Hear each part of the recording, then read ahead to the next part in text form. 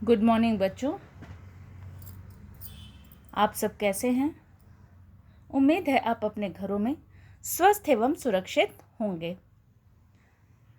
बच्चों, आज पढ़ने से पहले थोड़ा कुछ हम समझने का प्रयास करते हैं। तो आइए, आपके सामने कुछ पंक्तियां दी गई है, उसे हम पढ़ने का प्रयास करते हैं। निहारिका ने निहारिका की माँ से कहा, निहारिका बहुत थक गई है। निहारिका के पेट में चूहे कूद रहे हैं। निहारिका को जल्दी से खाना दो। आपने नीले रंग से रेखांकित शब्द निहारिका देखा, जिसका प्रयोग बार बार किया गया है।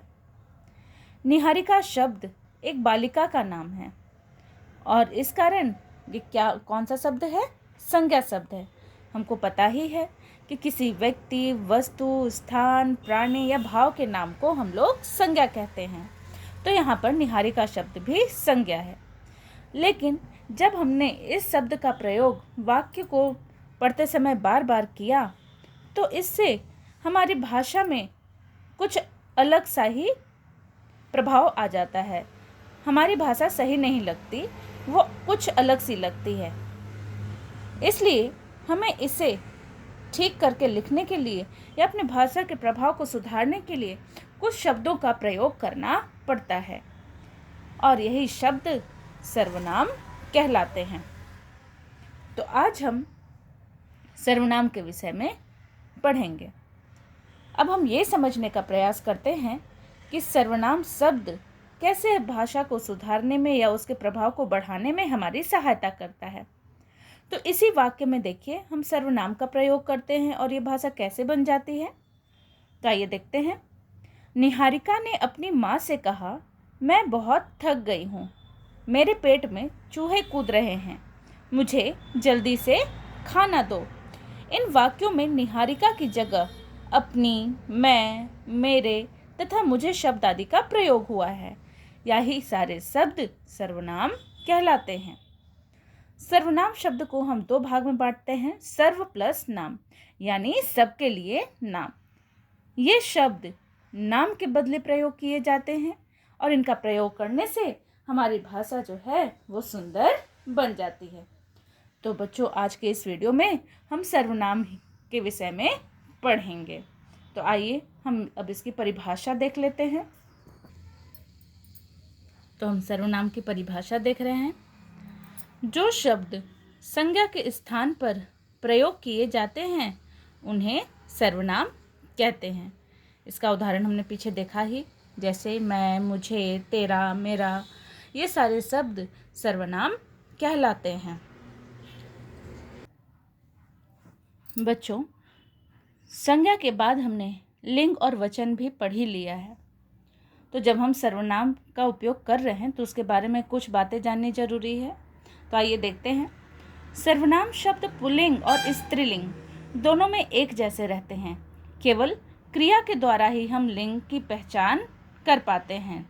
सिर्फ क्रिया के द्वारा ही लिंग की पहचान की जाती है। जैसे लड़का के लिए अगर हम लिखते हैं, सर्वनाम शब्द का प्रयोग करते हैं, तो देखिए वाक्य कैसे रहेगा, वह पढ़ रहा है। उसी प्रकार से जब हम लड़की के लिए इस्तेमाल करते हैं तो वाक्य में जब हम इसका वाक्य बना रहे हैं लड़की के लिए, तो देखिए वह पढ़ रही है। तो हमने देखा, जबकि लड़का जो है वो पुल्लिंग है जबकि लड़की स्त्रीलिंग है, लेकिन दोनों के लिए एक जैसे ही सर्वनाम शब्द का प्रयोग किया गया है, जैसे वह और वह। हमें पता कहाँ से चल रहा है? सिर्फ क्रिया की मदद से। जब हम यहाँ देख रहे हैं पढ़ रहा है, तब हमें पता चल जाता है कि यहाँ पे ये पुल्लिंग के लिए इस्तेमाल किया गया है या लड़के के लिए इस्तेमाल किया है।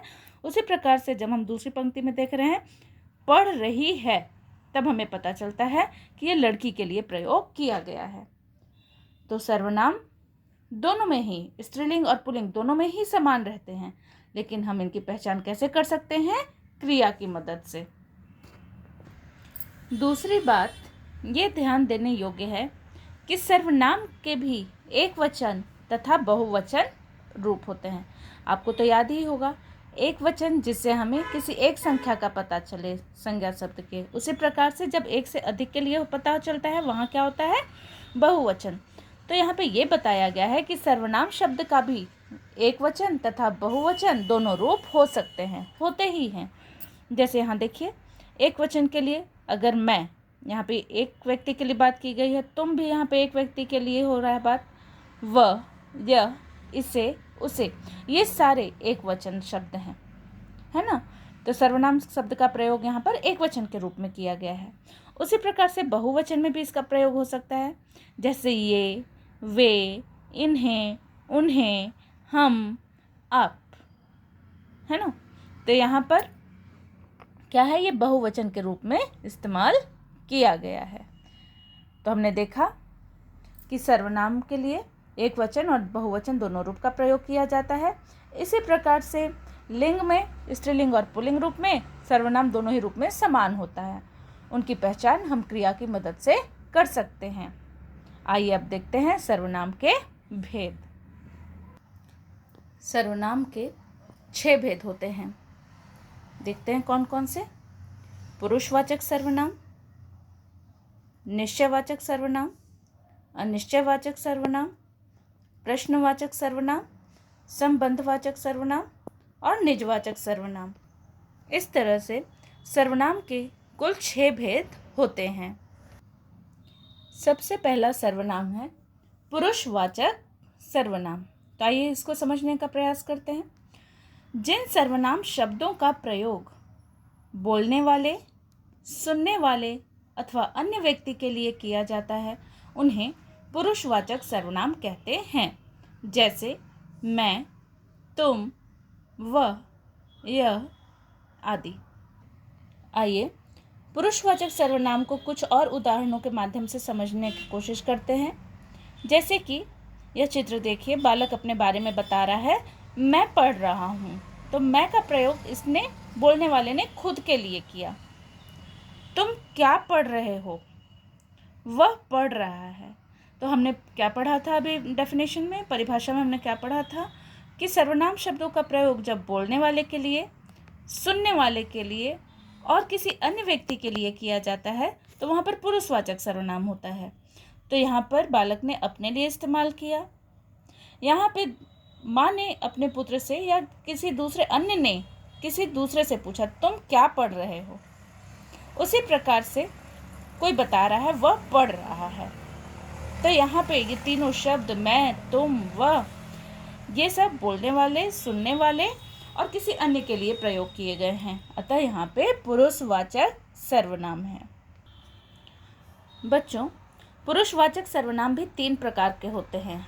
पहला होता है उत्तम पुरुष, दूसरा होता है मध्यम पुरुष और तीसरा होता है अन्य पुरुष। उत्तम पुरुष का प्रयोग बोलने वाले के लिए किया जाता है, जैसे मैं, हम आदि।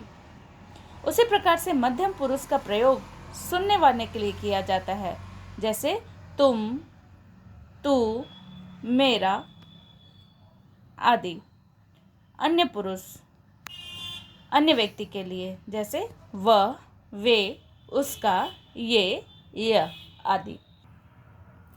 बच्चों, उत्तम पुरुष यानी जब मैंने बोला बोलने वाले के लिए होता है, तो कोई भी अपने लिए बोलते समय मैं, हम, ये सब शब्दों का प्रयोग करता है, इसलिए यहाँ पे उत्तम पुरुष हो जाएगा। उसी प्रकार से मध्यम पुरुष में जब सुनने वाले के लिए प्रयोग किया जाता है, जैसे हम किसी से बात कर रहे हैं तो वो हमारी बात सुन रहा है, तो उसके लिए हम कौन से शब्द का प्रयोग करेंगे? तू, तुम, तेरा, ये सारे शब्द हम इस्तेमाल करते हैं ना। तो इसलिए यहाँ पे वो जो सुनने वाले के लिए प्रयोग किया जाता है वो हो जाता है मध्यम पुरुष। और उसी प्रकार से जब हम 2 बात करें और किसी दूसरे व्यक्ति के बारे में बात करें, तब वहाँ हो जाता है अन्य व्यक्ति के लिए। तो उसके लिए हम कौन से शब्दों का प्रयोग करेंगे? वह, वे, उसका, ये, यह आदि। तो पुरुषवाचक सर्वनाम को इन्हीं 3 आधारों पर बांटा गया है। आइए बच्चों, सर्वनाम का दूसरा भेद देख लेते हैं, निश्चयवाचक सर्वनाम। जिन सर्वनाम शब्दों का प्रयोग किसी निश्चित वस्तु या व्यक्ति की ओर संकेत करने के लिए किया जाता है, उन्हें निश्चयवाचक सर्वनाम कहते हैं। जैसे यह रोहित का घर है, वह अजय की घड़ी है। बच्चों, इसे हम चित्र के माध्यम से समझने का प्रयास करते हैं निश्चयवाचक सर्वनाम को।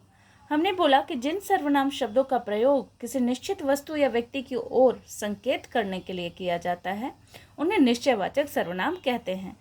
तो जैसे आप देख रहे हैं इस चित्र में कि यह बालक किसी के बारे में बता रहा है कि यह रोहित का घर है। उसी प्रकार से यहाँ भी निश्चित तौर से बताया जा रहा है कि वह अजय की घड़ी ही है। तो हमने देखा कि यहाँ पर निश्चित वस्तु की ओर संकेत किया जा रहा है। तो यहाँ पे कौन सा सर्वनाम हो गया? निश्चयवाचक सर्वनाम।